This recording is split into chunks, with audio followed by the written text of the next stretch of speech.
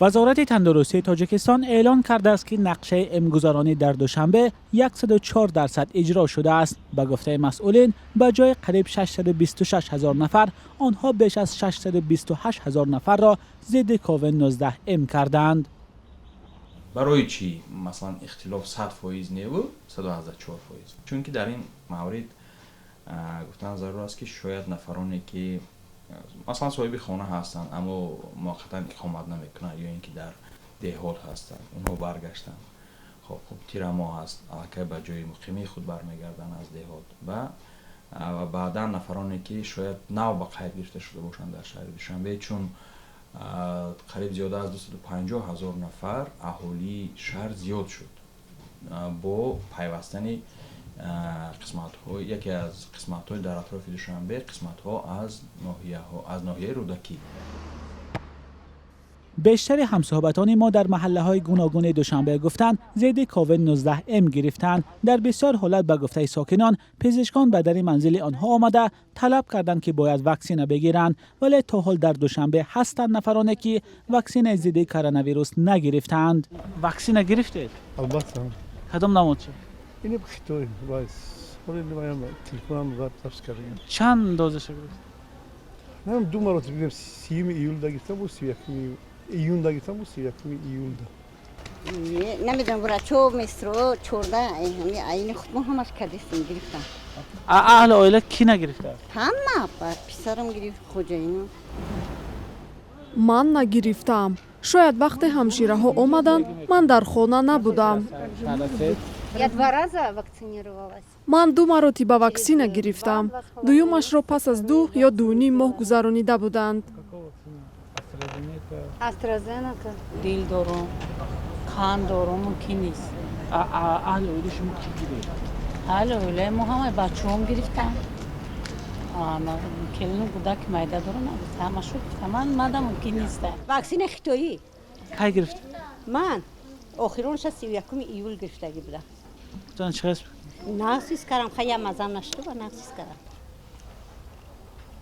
برای چی واکسن نگرفته؟ نمیدونم. نه اومده بانکر. آمدن نکرده. من اویلان گرفته دیگرش کودک کنول میدن. 3 ماه پیش وزارت تندرستی تاجیکستان خبر داد که همه ساکنان از 18 سال بالا در دوشنبه باید واکسن ضد کرونا ویروس بگیرند. برای این پزشکان مجبور شدند برای گذراندن واکسن به کارگاه، مسجد و خانه به خانه ساکنان روند. بعضا شکایت ها از مجبوران گذراندن واکسن هم رسانه‌ای شد. پزشکان عائلوی تصدیق میکنند که در اول نه همه ساکنان به گرفتن واکسن راضی میشدند. خوشبختی ما همین است که شهروندان به یگان دودیلگی قریب واکسن را قبول کردند. نو بسادی بودن شهروندانی که دستکشی میکردند نمیخواستند لیکن بعد کارهای پاموندگی که از طرف کارمندان سوای تندرستی گذرانده میشید آنها یک مسئولیت بلند ظاهر میکردند و خود را با این واکسن فرا میگرفتند. این روزها در کوچه های دوشنبه بسیاری ها قاعده های بهداشتی را رعایت نمی کنند. معلوم نیست که چنین بی‌پروایی مردم در پوشیدن نقاب تا کجا به واکسن گیری علاقمند است. طبق اعلان وزارت تندرستی تا روز 4 اکتبر از 31 شهروند تاجیکستان هر دو وایه واکسن ضد کرونا ویروس را گرفتند، ولی این آمار شبهه و گمان‌های را به میان آورده است، به خصوص اینکه در مدت نیم سال چگونه قریب 2 میلیون نفر ام کرده شدند. پاسخ مسئولین وزارت به این گمان‌ها چنین است. یک نازکی کار است.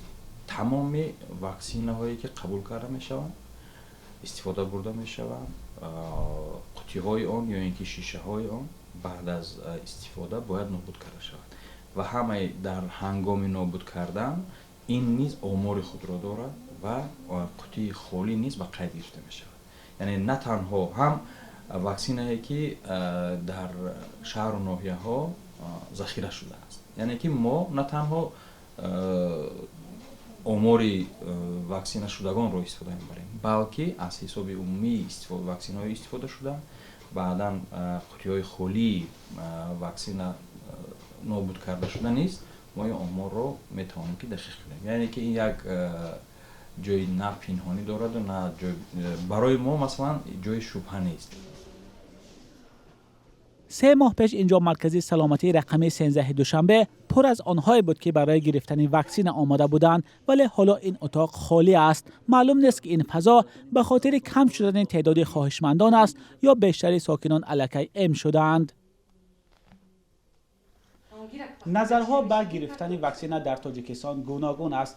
هستند نفرانی که تا حال از واکسن هراس دارند، اما مقامات تاکید میکنند که راه یگانه پیشگیری از کرونا ویروس این گرفتن واکسن است. تاجیکستان تا امروز 5 نمود واکسن فایزر، مدرنا، استرازنیکا، کوروناواک و سپوتنیک دریافت کرده است. مولا رجب یوسفی، نگاره فضل‌الدین، آزادی، دوشنبه.